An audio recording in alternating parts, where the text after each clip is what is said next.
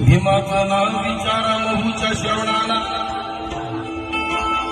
आणि भीमाचं नाव विचारा साऱ्या भवनाला.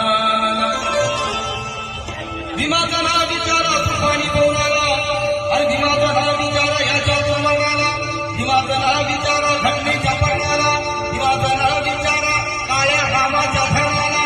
मग भीमाचं नाव विचारा अरे चंदनाच्या सणाला, आणि भीमाचं नाव विचारा तुम्ही आपल्या अंतःकरणाला.